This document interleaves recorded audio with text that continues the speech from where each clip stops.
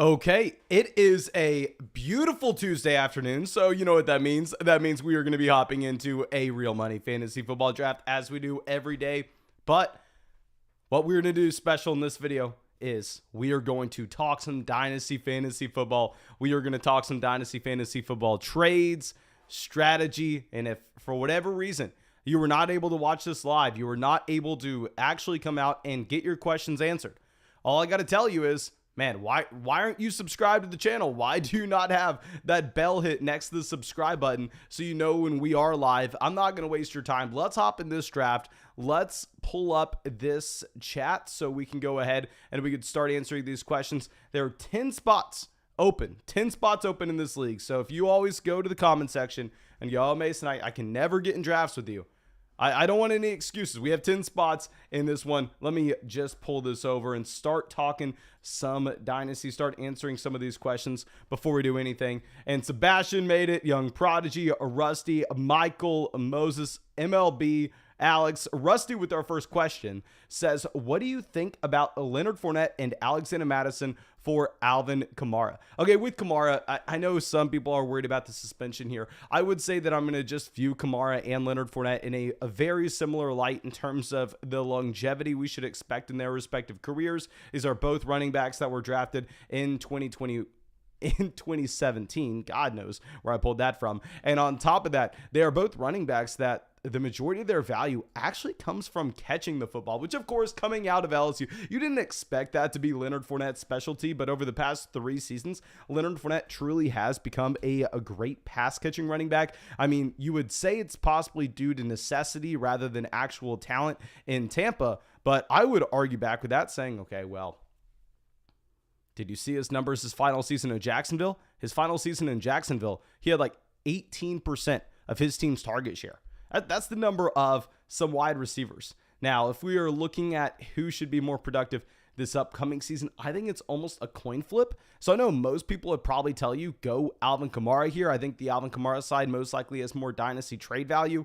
But if we think about it, if we project Leonard Fournette and Kamara to have similar shelf lives, similar production this upcoming season, and you're getting Alexander Mattison on top of it for free, I'm actually probably going to take Leonard Fournette and Alexander Mattison. And we have some more people just coming in. We have 2 more spots left in this draft. We are in Best Ball Mania right now. And our next question coming out from Matthew says, what should I be getting for Deontay Johnson in a 1 quarterback format? I honestly don't like the idea of selling Deontay Johnson, regardless if you're a contender or a rebuilder. This is a wide receiver that's still on his rookie contract. I mean, yes, he came out of Toledo at an older age. Yes, with Deontay Johnson, this is a wide receiver that was the wide receiver 7 on a points per game basis last year. This is a wide receiver that averaged 10.5 points per game. 10.5 targets a game. That is absurd. I am personally going to be holding on to Deontay Johnson. I think with the people that are afraid of the loss of Ben Roethlisberger and either Trubisky or Kenny Pickett not locking in on Deontay Johnson as Big Ben did. Why? See, what points towards that? I know it's a common narrative, but I don't see any real data that actually points to it. Okay, so we are just going to lock in Jonathan Taylor here at the 101. Okay, so now our next question coming out from Blair, who just says, Kaka, the flock is flying. Thank you, my man, for coming out to the stream. Moses says, Kenny Pickett will be the starter for week 1. Would be interesting. I doubt it, but it would be interesting. King says, Tyler Algier or Dameon Pierce, who has the better season? I personally would be going with Dameon Pierce. I think he has an easier role to step into. You're going to have Tyler Algier going up against Cordell Patterson this upcoming season. Obviously, Patterson should have a role in the receiving game. Cordell Patterson was the running back 15 on a points per game basis this past year. Zach says a 2023 first or Josh Jacobs and a 2023 second in a Dynasty Superflex 12-team format. I hate to say this. Of course, I never want to be trading away these first-round picks. And I would say if it's a first-round pick from a horrible team, let's not try to project these first-round picks too far out. But if it's a horrible team, sure, I'll go ahead and take the first. But honestly, I'm going to take Jacobs in the second. Okay. So Shui says, what is a fair price if I have Christian McCaffrey and want to sell him and the other pieces to get Najee Harris? With CMC, it feels awkward to try to sell him for Najee, because if you were to go through and move Christian McCaffrey in a 2023 first for Najee Harris, I definitely think you'd be overpaying. But on the flip side of that, I mean, if you were to go through and if you were to offer CMC in a second for Najee Harris, I'm unsure that gets it done. I would sell Christian McCaffrey in a second round pick for Najee Harris. Now, our next question coming out from Pretty Flacco says, what should I move George Kittle and Aaron Jones for? Young team possibly contending. I'm so sorry, my man. Questions like that are so broad. They're so general. I don't know your format. I don't know how many teams in your league. I don't know your starting lineup requirements. Like, it's so hard for me to answer something like that. Now, let's go to our next one. Drowsy says, 12-team Superflex. I traded my 208 and 407 for the 108. I snagged Justin Jefferson there, and I got Jamar Chase at the 107. What are your thoughts? Okay, so this is a very specific question. What I actually want to do is I want to go pull up the last mock draft that we had on this channel that was a Dynasty startup mock draft to have an idea of the players that were most likely available to you at the 208 and 407, so we can put names to the actual picks and have a better idea of what the deal looked like overall. Okay, so here we just found that draft. Let's pull this up on YouTube. This is what I would always recommend. If you're going to trade startup picks, go pull up a mock draft, have an idea of who's going with those actual picks.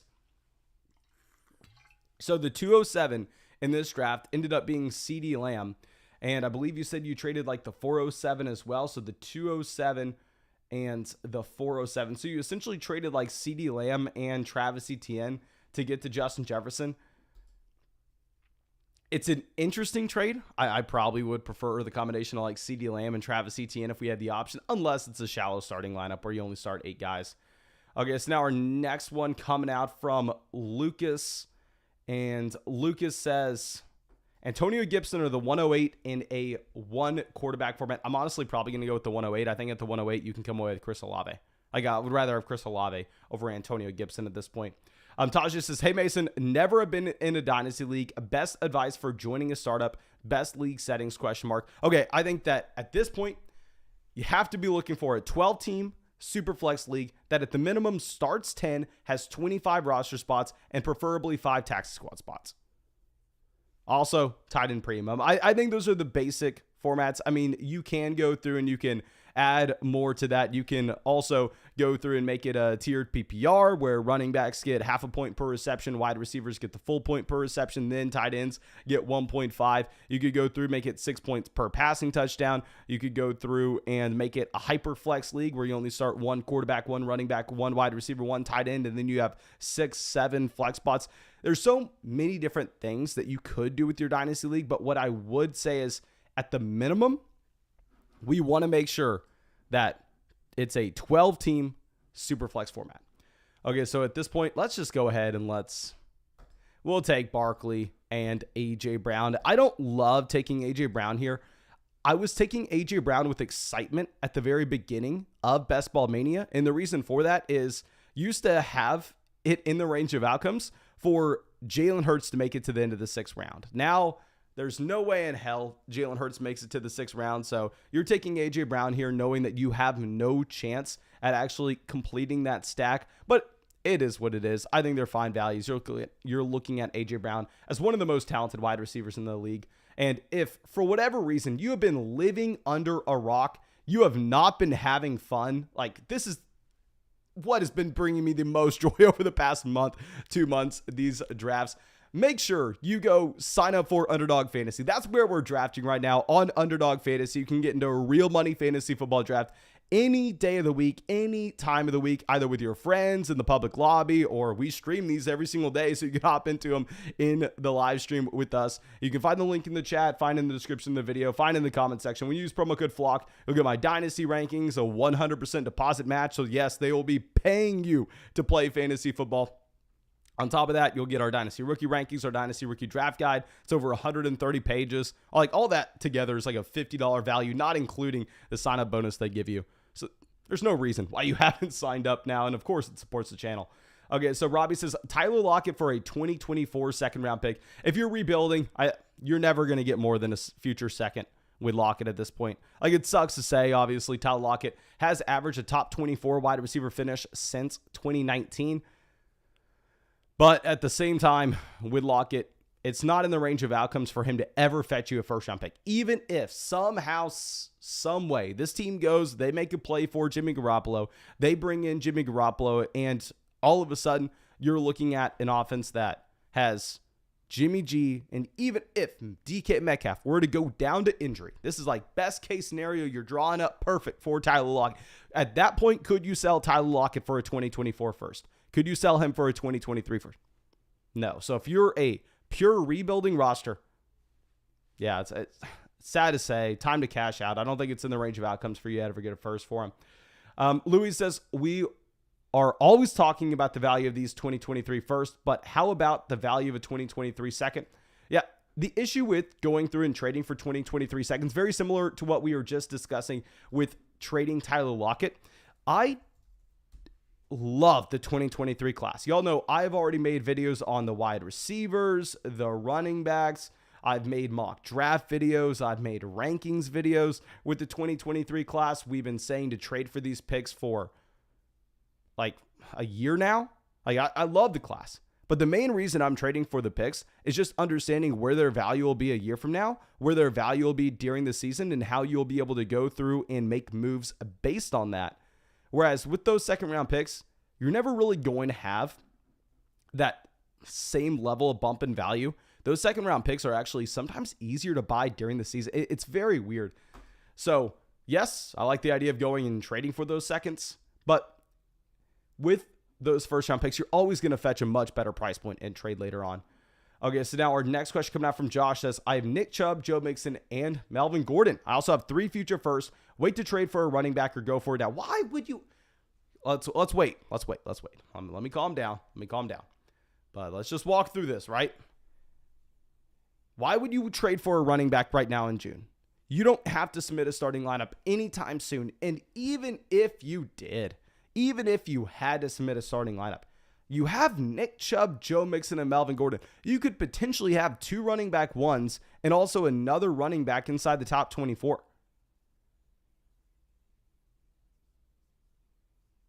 So even if you, for whatever reason, had to trade for one of those RBs, say even Nick Chubb goes down before the season, hell, you're still going to be able to move those future first week 4, whenever we see, oh, okay, yeah, no, Dalvin Cook is a running back one this season. We need a running back, and that Dalvin Cook owner all of a sudden is no longer contending. Now's the time to go trade that 2023 first for Dalvin. Don't make that trade now. There's no reason to do that right now. Okay, so McLaurin off the board. Let's pull this up. Best available players. We're going to reach on Lamar. I'm always reaching on Lamar Jackson here. Do we go Lamar and Akers? I think we are going to go Akers. Yes, on our redraft channel, I went through and I made a video talking about the idea of passing on Cam Akers, that I thought he was a bad value, a running back that I hadn't been drafting at all. But at the time I made that video, Cam Akers was going at the end of the 3rd round, and I was saying, hey, give me Jalen Waddle, give me Deontay Johnson, give me Jared Judy, give me those wide receivers over him. If we're getting Cam Akers at the beginning of the 5th and Kyron Williams just broke his foot, yeah, I'll take Cam Akers there, pick 49. So we are going with a running back heavy approach in this draft with Taylor, Barkley, and Cam Akers. I'm always reaching on Lamar Jackson. Lamar Jackson's going to be one of my most drafted quarterbacks. Okay, so our next question coming out from Joshua says, I traded Jameson Williams for a 2024 first and second rounder. What are your thoughts? Great deal, my man. Great deal. Hopefully it's Superflex, but still, great deal regardless. Sebastian says, I've been accumulating 2023 first rounders. Duh. My question is, how would you price the 101 in 2023 relative to the other 2023 first round picks? The picks I've gotten are most likely back half of the first. Okay, what I would say right now, my man, it's the worst idea. The worst idea. You've already done a great job. If you have accumulated those 2023 first, you've already done a great job. I think the worst idea you could have at this point is going and looking at maybe the 5 first round picks you have on your team and going, okay, yeah, this is the 111. This is probably like the 108, 109. This is probably like the 106. So How about we trade like the 106 and the 111, and this team's probably going to have the 101 or the 102. Let's trade our 106, 111 for the 101, where we can go through that thought process. We can go through that little exercise in our minds, and we can say, yeah, that would be fair value. If you somehow could trade the 108 and the 111 in next year's class, and you could be bringing in the guaranteed Bijan Robinson at the 101, that would be beautiful.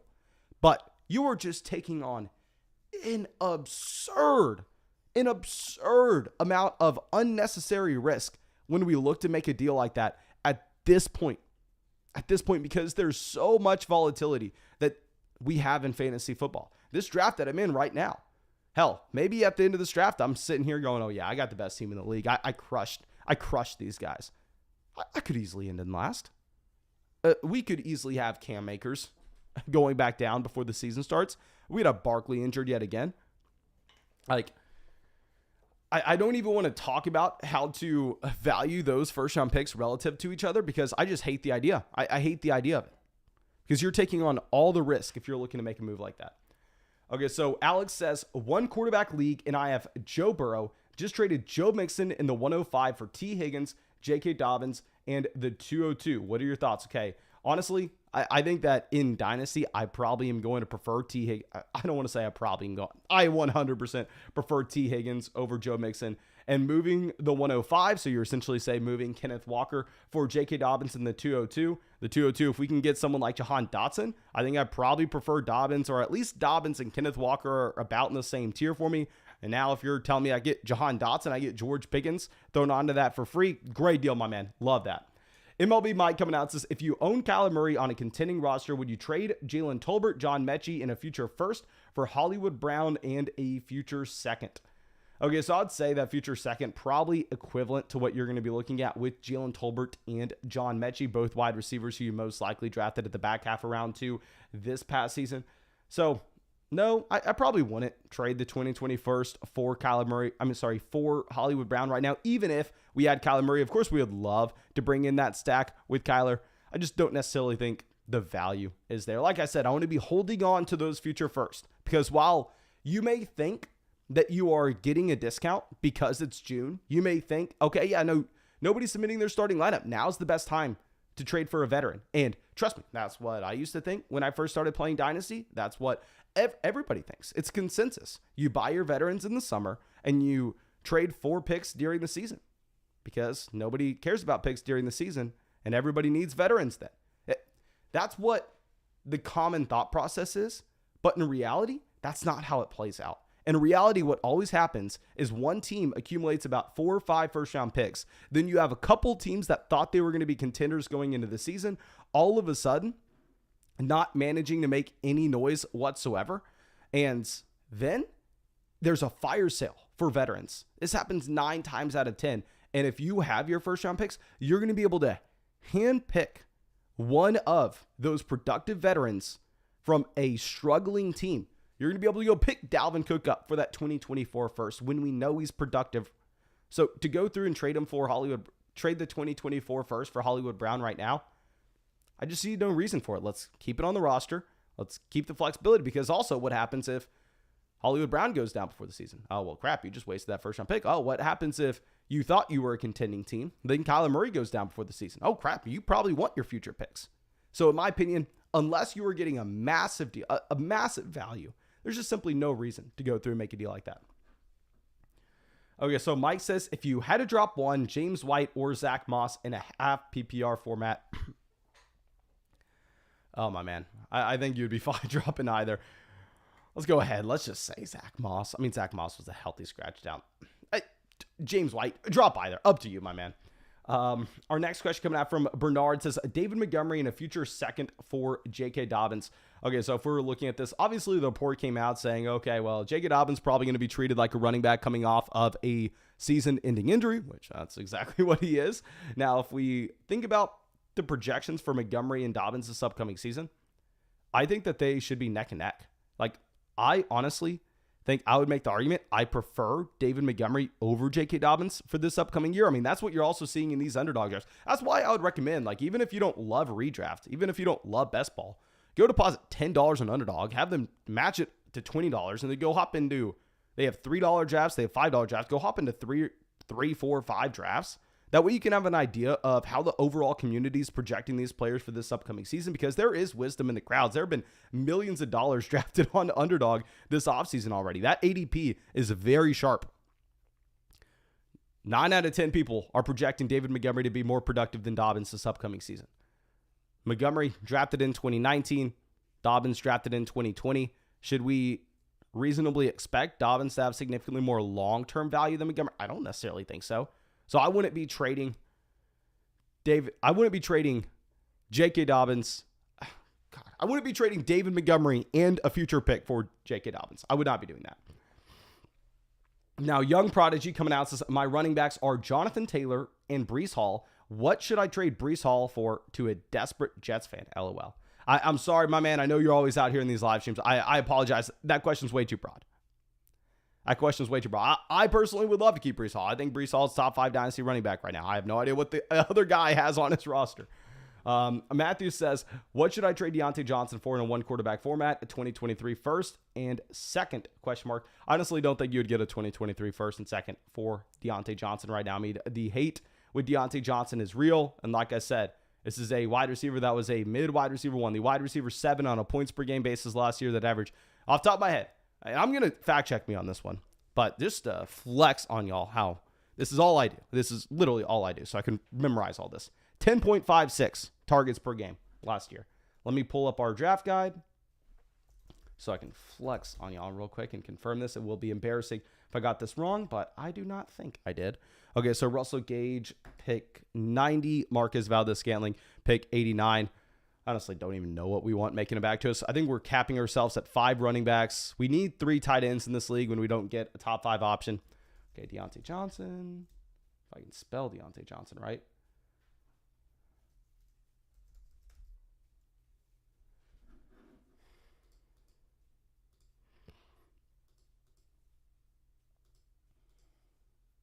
Oh, I'm so freaking dumb. We are with that was our Dynasty rookie draft guide. That is why that was not working.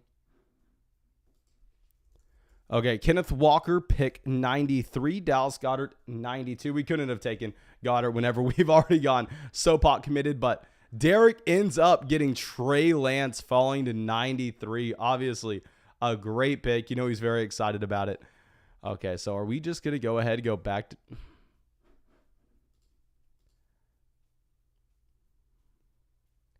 Yeah, we're going to overkill the running back position. It is what it is. I think that you can reasonably expect that running backs are going to start, at least begin to play more of a role in your flex spot in these best ball formats than they have historically done, based on the idea that these wide receivers gotten pushed up so far in ADP. Okay, I cannot freaking find Deontay Johnson in this. I'm just embarrassing myself here. You're going to have to trust me. Deontay Johnson, I'm almost certain. The man had 10.56 targets per game last year.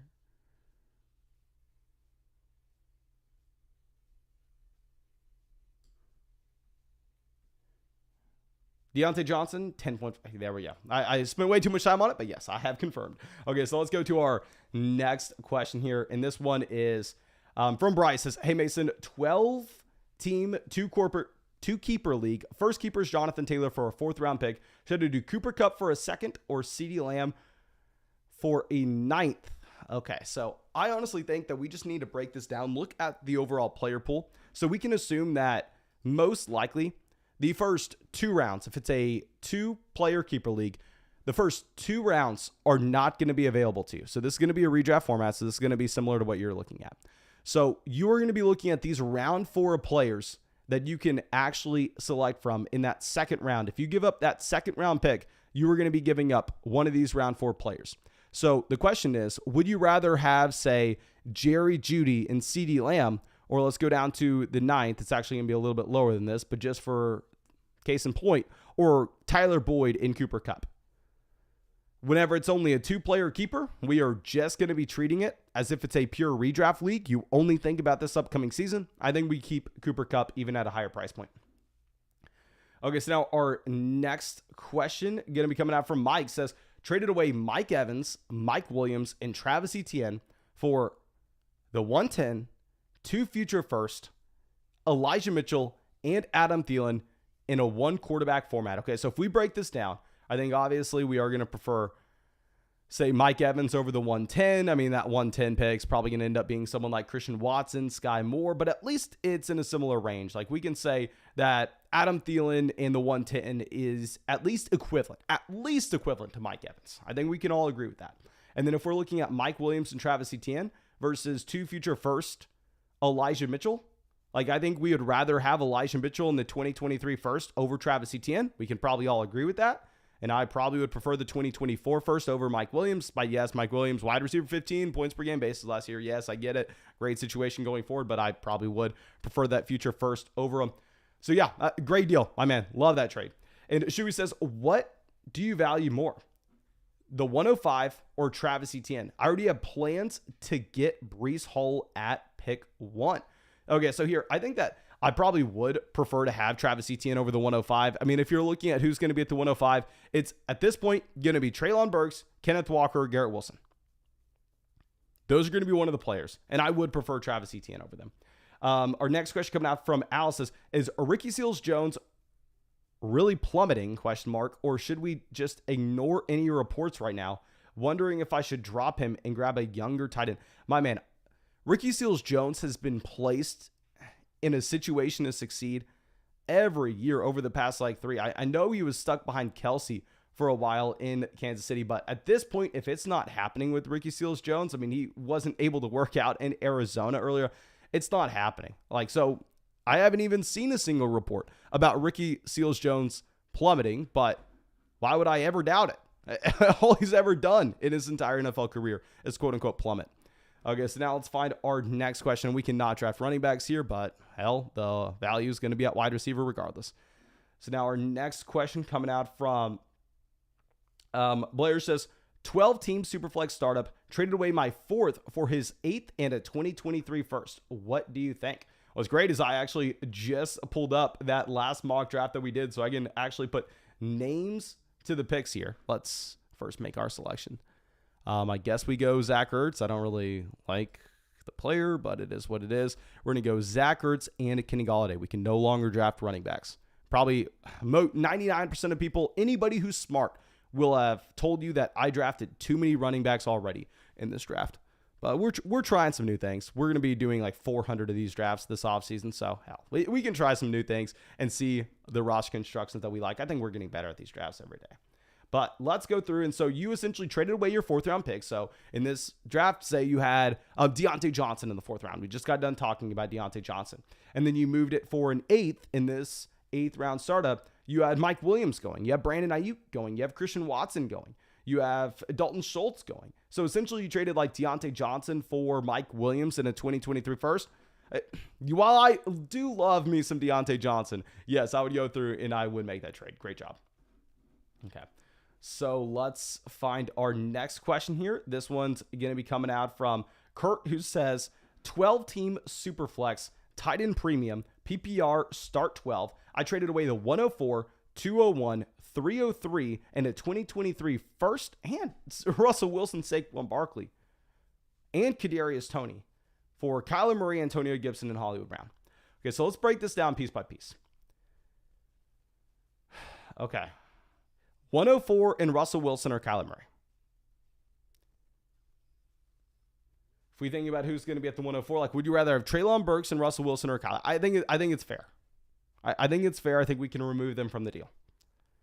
The 201, the 303 is just garbage. Let's move the 303 out completely.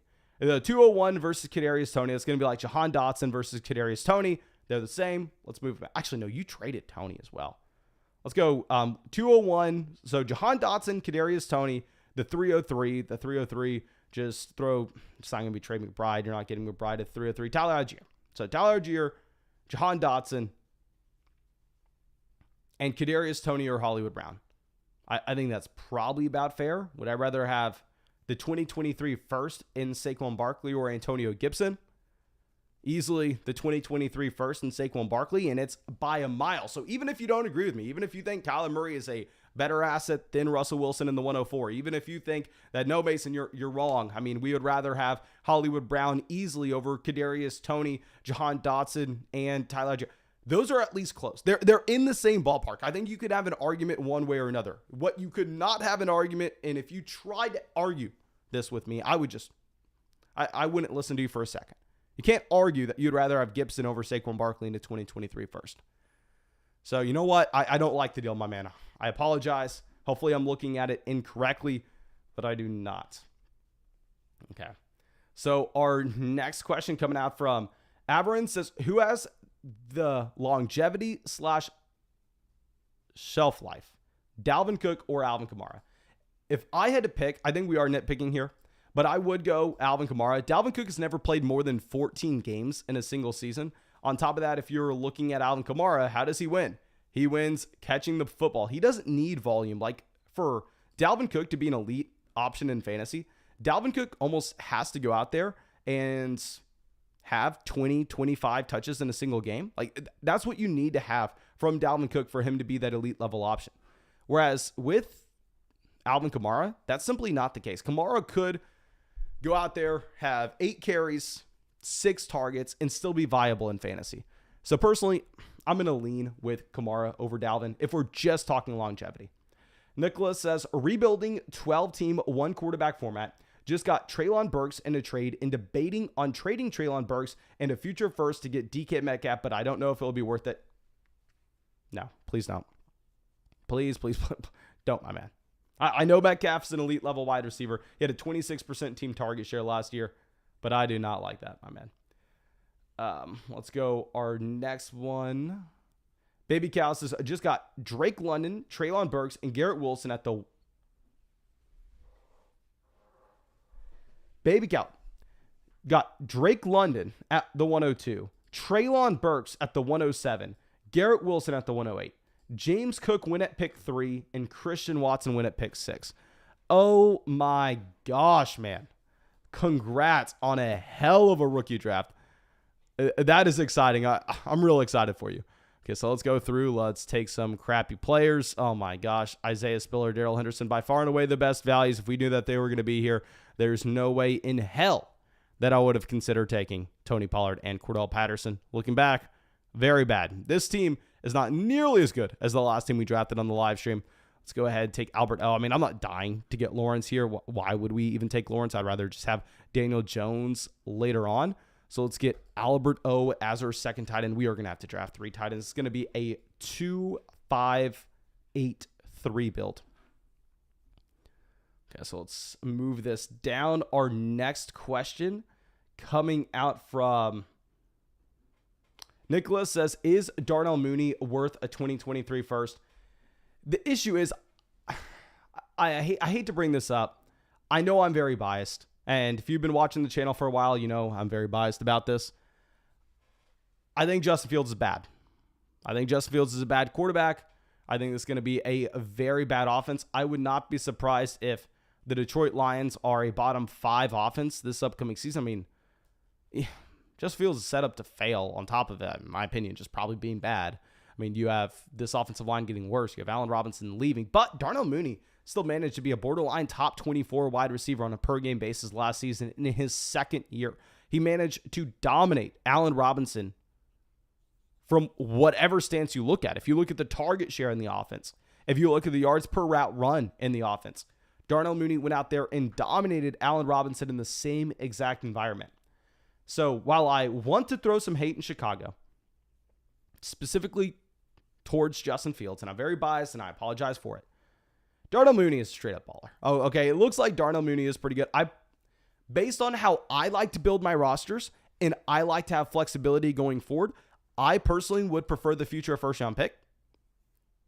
However, I don't want to talk negatively about Darnell Mooney at all. Jeb says, what do you think Joe Mixon's value is? I think with Joe Mixon, probably a 2023 first and second round pick if we're talking rookie picks. And I'm assuming that's what you're asking. Dalton says, I have Cortland Sutton, Jerry Jeudy, and Williams. Is that too much invested into the Denver offense? No, we talk about this almost every single live stream. You should not actively avoid bringing in multiple players from the same offense. You are building in correlation. You are raising your ceiling. What you are betting right now is you are betting, the only thing holding this offense back was quarterback play. With Russell Wilson coming over, if Russell Wilson is better than expected, we hit on Courtland Sutton. Courtland Sutton probably exceeds his ADP.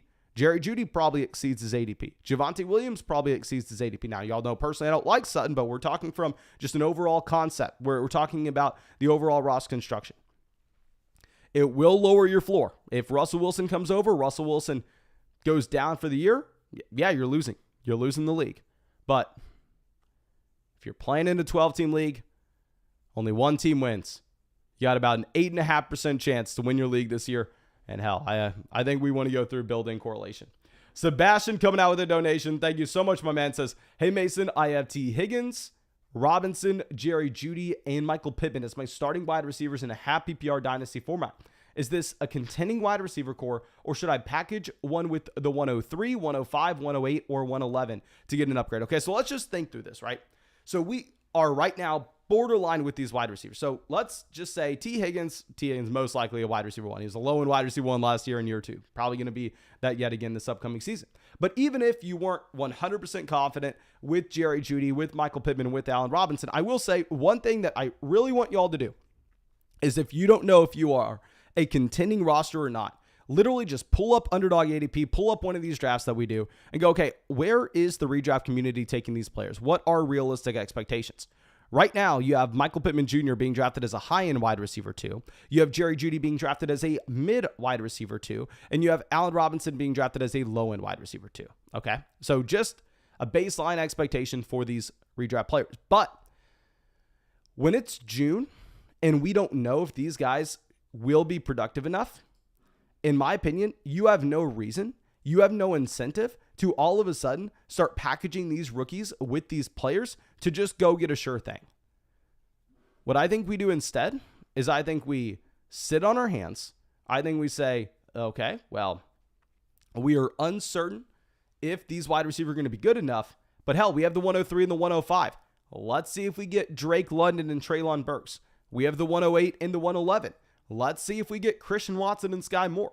And if you bring those 4 players into this wide receiver core with the probabilities that you would have a hit coming from that, hell yes, you're completely fine. Don't worry. Do not think that you need to go out of your way to make one of those trades. If a value falls to you, sure, take it. Okay, Daniel Jones, easy pick here. Daniel Jones stacking up with Saquon Barkley, stacking up with Mr. Kenny Golladay. Just betting that this New York Giants offense is going to be better than expected. Here, do we just go Njoku as our third tight end, or should we go Marvin? This wide receiver core is just so damn bad. So damn bad.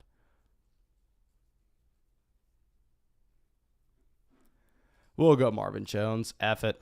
This team is not good. Here, I will show the draft board off for anybody who's just now coming in. Then we'll get right back to the questions. But Taylor 1, Barkley 2, A.J. Brown, Lamar Jackson, Cam Akers, Amon-Ra St. Brown, Devontae Smith is our wide receiver 2 and 3. Then we have Tony Pollard, Cordell Patterson as our 4th and 5th running backs. Zach Ertz, Albert O at tight end. So a wide receiver 4, 5, and 6. Kenny Golladay, Jalen Tolbert, Marvin Jones, Daniel Jones as our 2nd quarterback. Not a great team. The draft we did yesterday on the live stream, the draft we did the day before on the live stream, definitely a lot better than this, but it is what it is. It is what it is. Let's go through and let's find out where I left off. I'm sorry, it's just going to take me 1 second to do this. Okay, so now our next question coming out from Dan says, how do we feel on these 2 trades for a 10-team Superflex PPR? Sent Ezekiel Elliott and Devontae Smith for Zach Wilson in a future 3rd, then TJ Hawkinson in a future 2nd for Michael Pittman, Cole Kmet, and Huntley. Huntley's legitimately nothing. Let's take him out of the deal. So if we just look at this first one, what we have to take note of is it's a 10-team Superflex league. I wrote about this in our Dynasty research book, but you need to be adjusting your value of quarterbacks in a 10-team Superflex compared to a 12-team league. Because if we think about this, everybody wants 3 starting quarterbacks in Superflex, right? I mean, if you go into a Superflex draft, that's your goal. If I go into a Superflex draft, I want 3 starters. And in a 12-team league, that can't happen. In a 12-team league, what you're probably going to have is 1 to 2 teams being an ass, taking 4 starting quarterbacks, right? Trying to hoard the position. And so if you have 2 teams in that 12-team league taking 4 starters, then all of a sudden you have 24 starters left over for 10 teams in that league. That means essentially half of those teams are only going to have 2 starting quarterbacks. The other half are going to be able to get to 3 starters. Whereas how that breaks down in a 10-team Superflex format is if you have 20% of the league, if you have 2 guys being an ass, they take 4 starting quarterbacks to try to hoard the position. That leaves 24 starters for 8 guys. I'm no mathematician, but 24 divided by 8 is 3. Everybody can still get 3 starting quarterbacks. So guys like Zach Wilson, someone like Ryan Tannehill, someone like Justin Fields, Tua Tagovailoa, they have so much less value in that 10-team Superflex league than they would in a 12-team league just because supply and demand of the position. So selling Ezekiel Elliott and Devonta Smith for Zach Wilson in a third, I'm not going to lie, my man, I don't like it because it's a 10-team league. And then TJ Hawkinson in the second for Michael Pittman, Cole Kmet. I am personally not a Michael Pittman guy. I personally wouldn't make that trade, but I am wrong all the time. And I know that a lot of other people that are smart really do like Michael Pittman, and they probably would tell you it's a great deal. Okay, so now our next question going to be coming out from Sean. Says Malik Willis or Carson Wentz. If you're playing in a 1 quarterback format where the only thing that matters is going to be the upside of your QB, there I would go ahead and I would just take Malik Willis, because with Malik Willis, if he were to start for Tennessee, you know you can go through and you know you can put him into your starting lineup in fantasy. Whereas with Carson Wentz, he can start all 17 games this week and you'll never know if you could put him in your lineup in a 1 quarterback format.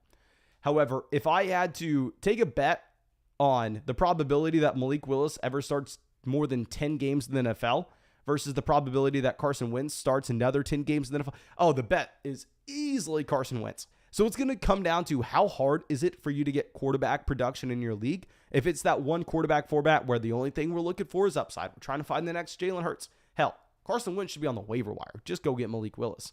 Whereas if it's that 16-team Superflex league where we are desperate for some starts, we are desperate for some production, there we probably just go in line and take Wentz. Now, Matthew says Elijah Mitchell and Damian Harris value ?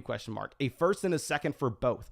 My man, you would not get a 2023 first for either Elijah Mitchell or Damian Harris. And if you could, you would. Please, if you can somehow, some way bamboozle your league mates and trade them Damian Harris for a 2023 first round pick, I'm doing that in a heartbeat, my man. I actually just wrote Damian Harris's chapter for our draft guide here. Damian Harris not under contract for next season. And if we go through, why is this guide being like this? Why is Control F not working? Okay. Probably not going to be able to find Damian Harris, but this is a running back that just simply is not used as a pass catcher at all. Like if we... Okay, let me first take some guys. We're going to get Logan Thomas. Here's a tight end, and we'll grab Odell Beckham Jr. as a receiver.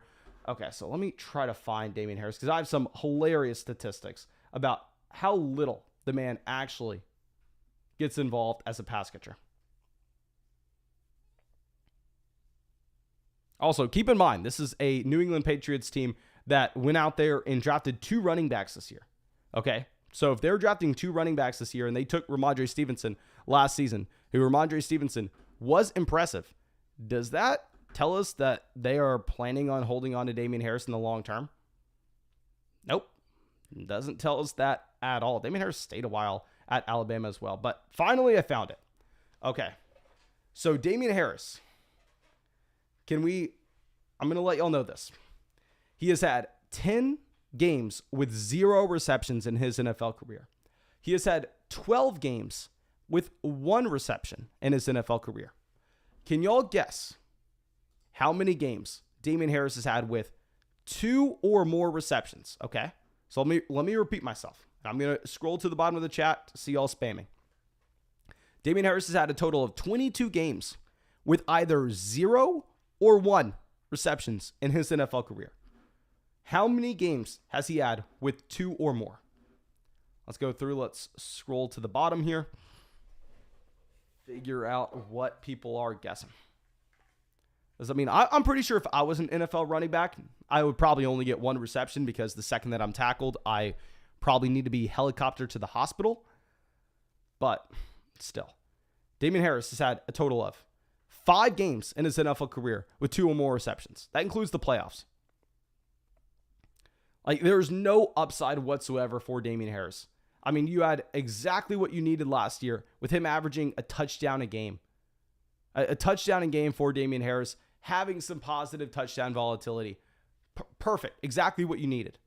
He was the running back 20 on a points per game basis. He was a low-end running back 2.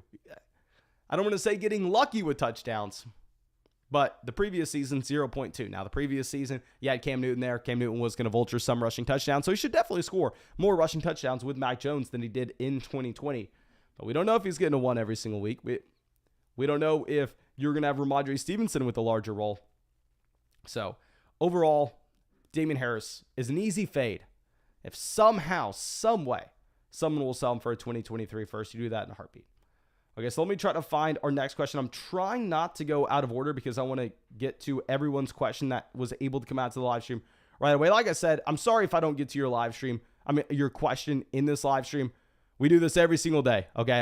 I try to get to as many as possible. Nobody else is live streaming every single day answering questions like I am, okay? So please don't get upset with me. And let's find our next one. Cass Knox says, Breece Hall for the 112, Miles Sanders, Darren Waller, and a 2023 first that's 1 through 6 protected. I actually really like the idea in your Dynasty format to be able to trade away those first round picks and have them protected. Say, okay, I'll trade this 2023 first, but if it's a top 5 pick, it's coming back to me, because you do set yourself up in a way that you're insulated from just complete disaster. Like, you're insulated from your team falling apart and then all of a sudden you making the worst trade in league history. So overall, I like the idea of that. And here, if we're looking at the price point, I would say probably enough to take the package. Now, like I said, I'll admit, I've never played in a league that has future first round picks protected in a certain range. So maybe I'm not accurately evaluating what that pick is actually worth. Now, our next question coming from Shuey says, what's a fair trade value to pay if I want to trade Tyreek Hill and other pieces for Justin Jefferson or Cooper Kupp? If you're moving from Tyreek Hill to Justin Jefferson, you'll have to pay a 2023 first. From Tyreek Hill to Kupp, I don't think you have to pay a 2023 first. I personally wouldn't. I'd pay like a second and a third. Eric says, rebuilding and I have Tom Brady. Is it worth to take a shot on one of the rookie running backs like Spiller or White with something on top? I have no use for Brady this year, or should I look to hold on? Obviously, the end goal is looking to sell Tom Brady. It does come down to the price point that you're going to be getting on where exactly you could cash out. Sucks that we don't end up getting Devin Duvernay making him back to us. But there are some other wide receivers that I like here.